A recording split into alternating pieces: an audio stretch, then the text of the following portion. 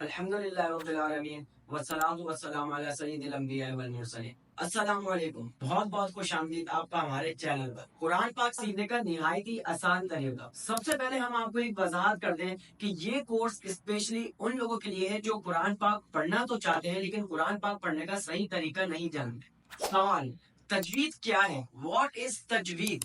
اس کا سمپل، سادہ اور آسان جواب یہ ہے: مخارج، صفات اور قواعد کا لحاظ رکھتے ہوئے قرآن پاک کو پڑھنا۔ دیکھیں کتنا آسان ہو گیا، آپ کو صرف 3 چیزیں یاد رکھنی ہے: مخارج، صفات اور تلاوت کے قواعد۔ اب سوال یہ پیدا ہوتا ہے کہ یہ تینوں چیزیں کہاں موجود ہیں؟ اس کا بھی سمپل اور آسان جواب یہ ہے کہ یہ قرآن پاک کے ہر صفحے بلکہ ہر سطر، مطلب کہ ہر ایک لائن میں موجود ہے۔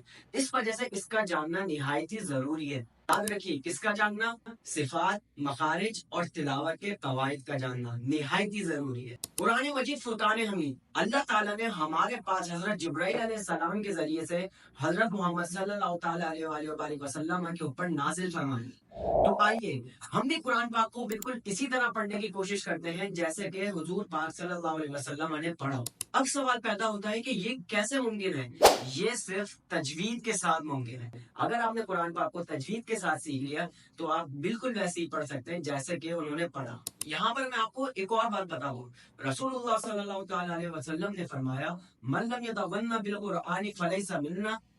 جو شخص قرآن پاک کو خوش الحانی سے نہیں پڑھتا وہ ہم میں سے نہیں۔ خوش الحانی مطلب اچھی آواز، اور صرف اچھی آواز سے ہی پڑھنا کافی نہیں، اگر حروف کے مخارج صحیح نہ ہو، حروف کے صفات صحیح ادا نہ ہو، تجوید کے قواعد میں غلطیاں، اگر مخارج میں غلطیاں ہوں، جیسے واللہ علیم، واللہ علیم، عین کو حمزہ سے بدل دینا۔ واللہ علیم مانے خوب جاننے والا، اور واللہ علیم حمزہ کے ساتھ پڑھنا دردناک۔ اب آپ دیکھیے کہ ایک لفظ کے بدلنے سے معنی کس قدر چینج ہو گیا۔ تو یہی وجہ ہے کہ مخارج کا جاننا بھی بے حد ضروری ہے۔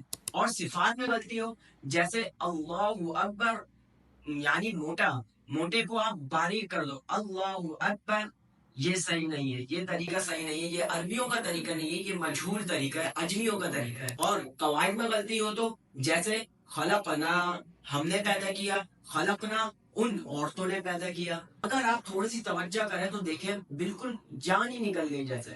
اب سوال یہ پیدا ہوتا ہے کہ تلاوت کے دوران ہم سے غلطیاں کیوں ہوتی ہیں؟ اس کا بھی سمپل اور آسان جواب یہی ہے کہ صحیح طریقے سے نہیں سیکھا یا صحیح طریقے سے نہیں سکھایا گیا، یا پھر مادری زبان، آپ عربی نہیں یا اجمی ہیں تو اردو وغیرہ کا اثر، یا تو تجوید کا نہیں پتا یا پتہ ہی نہیں چل سکا۔ اس کورس کو آپ تک پہنچانے کا مقصد صرف یہ ہے: قرآن مجید کو تجوید کے ساتھ پڑھنے میں آپ کی مدد کرنا، قرآن مجید کے بنیادی مقصد یعنی کہ فنڈامنٹلز کو آپ تک پہنچانا، قرآن مجید کے رولز، قرآن مجید کے جو لاز ہیں وہ آپ تک پہنچانا، اور ساتھ ہی یہ بتانے کی کوشش کرنا کہ یہ قواعد کیوں ضروری ہے۔ یقین جانیے، تجوید کا کورس کرنے کے بعد آپ کو قرآن پاک پڑھنے میں خوشی ہوگی، کیونکہ آپ قرآن پاک کے اور اللہ تبارک و تعالیٰ کے اور مزید قریب ہوتے چلے جائیں گے۔